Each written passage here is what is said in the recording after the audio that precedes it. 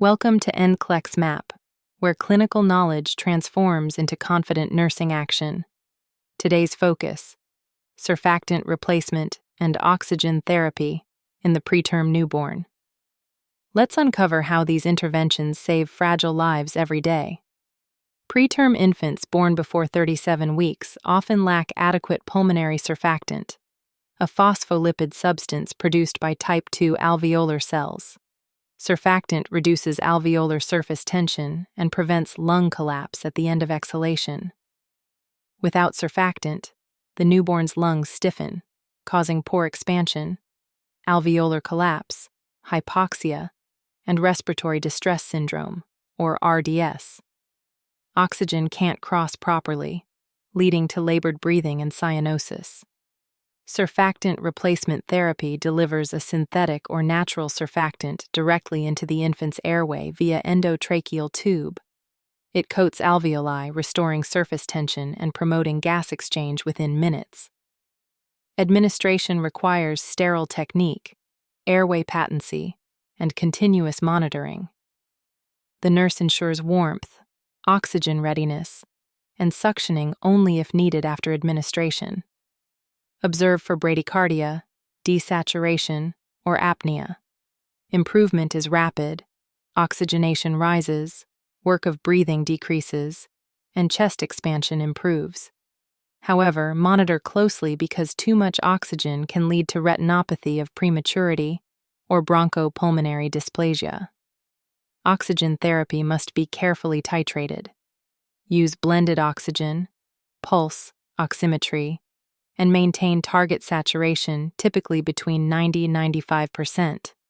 Avoid high FiO2 levels that can injure delicate preterm lungs. Now, prevention begins before birth. Maternal corticosteroids like betamethasone or dexamethasone given between 24 and 34 weeks accelerate fetal lung maturity by stimulating surfactant production. 2 doses of betamethasone, 12 mg IM, given 24 hours apart, or 4 doses of dexamethasone, 6 mg every 12 hours, can significantly reduce the risk and severity of RDS and neonatal mortality. Education for mothers at risk of preterm delivery is critical. Steroids do not stop labor but prepare the lungs, improving oxygenation outcomes after birth. Timing is essential.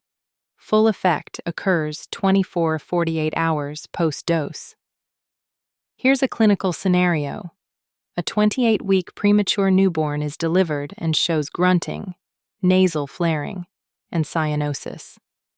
The oxygen saturation is 82% on room air.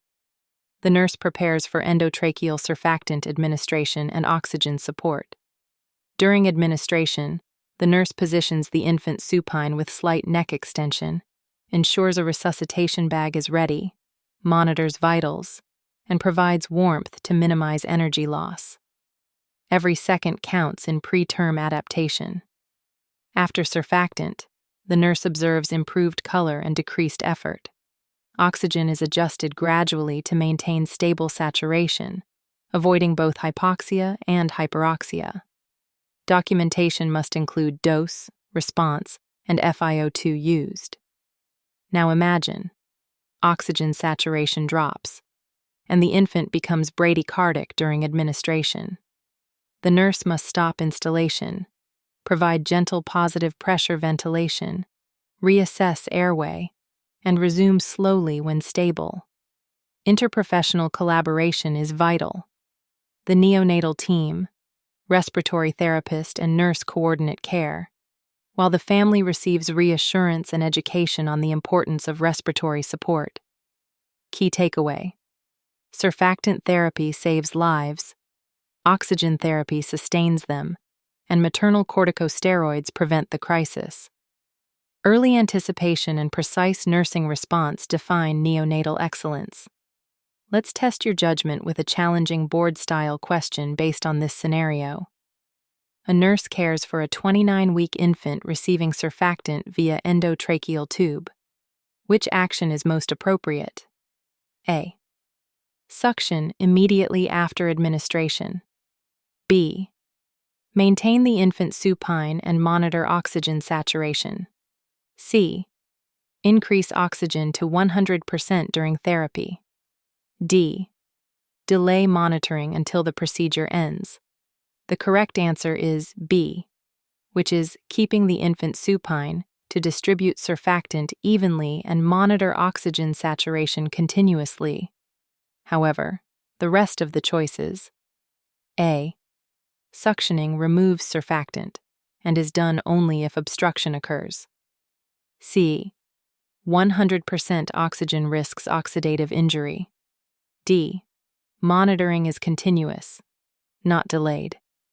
In summary, the nurse's vigilance before, during, and after surfactant therapy determines survival outcomes. Prevention with maternal corticosteroids, precise oxygen management, and rapid response defines safe, ethical neonatal care. Thank you for joining NCLEX MAP, the power engine that transforms knowledge into confident action. Like, share, and subscribe for more high-level nursing insights and clinical mastery. See you soon in another exciting video.